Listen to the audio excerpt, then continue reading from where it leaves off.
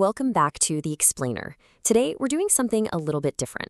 We are zooming all the way out to look at the massive global artificial intelligence surge. We're going to trace a fascinating line from the very top of the tech elite, the billionaire egos, all the way down to your kitchen table. Okay, let's dive into this with a question that honestly might seem a little absurd at first glance. What does an AI billionaire's feud actually have to do with your electric bill? I mean, it sounds like two completely different universes, right? On one hand, you've got this wild celebrity tech drama, and on the other, you're just looking at everyday household inflation. But in today's AI landscape, they are directly, absolutely connected. Part 1. The AI ego clash. So sparked by Apple's blockbuster lawsuit against OpenAI, this legal battle instantly spilled over onto X over the weekend.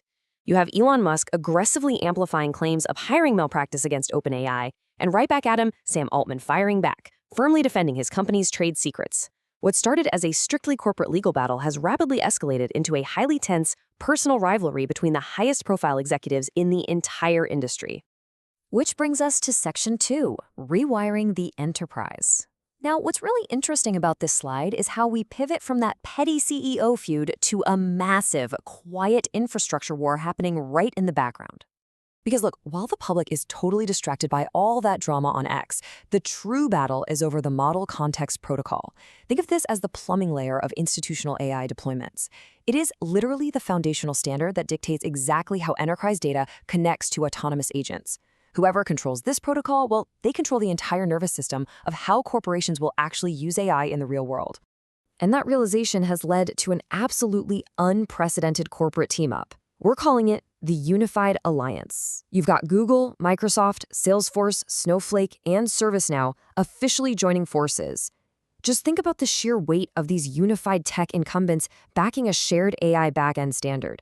And they're doing this to compete directly against the established incumbent, which is Anthropic's Model Context Protocol. They want to control these foundational standards. This is not just some random software update, it is a full-on battle for the absolute core of enterprise technology. Section 3, the economic inversion.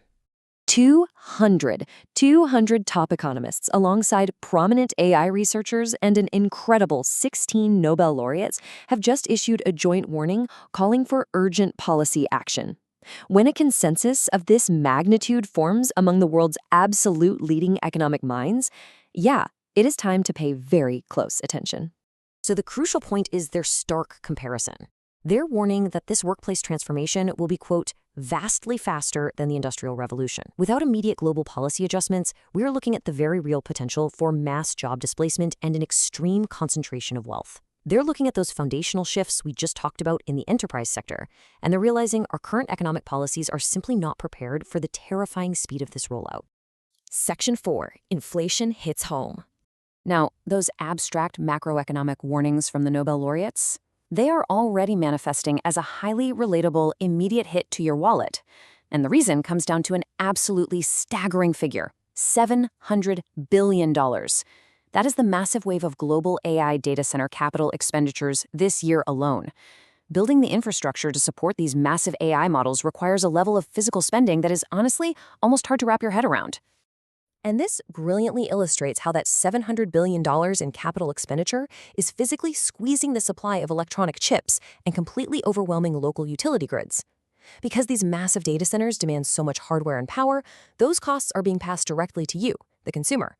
We're seeing up to a 25% spike in the retail price of laptops and your monthly electricity bills. That billionaire AI arms race we started with, it is literally drawing power from your local grid right now. Section 5. The global AI chessboard. So we've seen the corporations fight for control, but now entire nation-states are stepping in.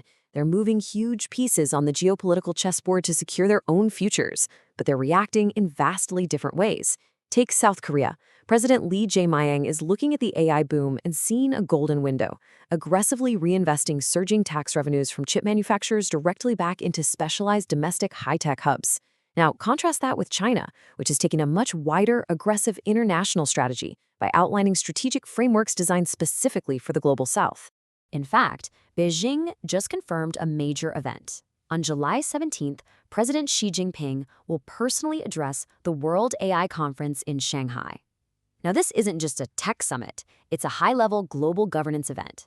He's going to formally present a keynote roadmap detailing China's policy visions and AI capabilities for the global south. It's a very clear demonstration of using AI as a tool for international diplomatic and economic leverage. So we started with a social media spat, and we've ended up at the geopolitical summits of world leaders, with your electricity bill squeezed right in the middle. Which leaves us with this final, truly vital question to ponder. As this technology reshapes our world vastly faster than the Industrial Revolution, who is actually in control of our future? Is it the feuding billionaire CEOs, the newly unified megacorporations building the plumbing, or the nation-states moving their pieces on the global chessboard?